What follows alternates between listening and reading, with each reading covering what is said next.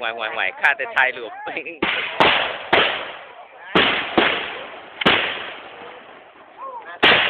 ย้อยหวยยังย้อนสิกันเด้แจ้งบ่ลูกบ่บ่แจ้งเลยบ่แจ้งเลยบ่แจ้งเลยทีหลังเข้าก็ได้บ่ได้เด้ทีหลังเข้าก็ได้เนี่ยบ่ได้เลยนี่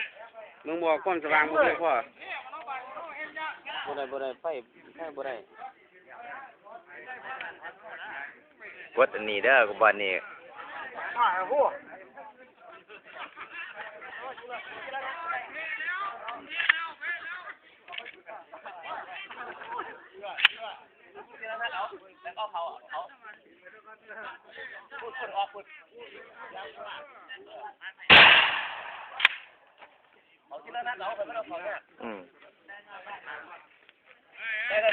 เป้าหรือไม่เป้าไม้เนี่ยง่ายโอ้ยว่าละโอ้ยบ่ได้ความสว่างบ่เพียงพอเลยบ่บ่ได้เห็นนะบ่เห็นเลยหัวหน้าเอ้ยบ่เห็นเลยความสว่างบ่ได้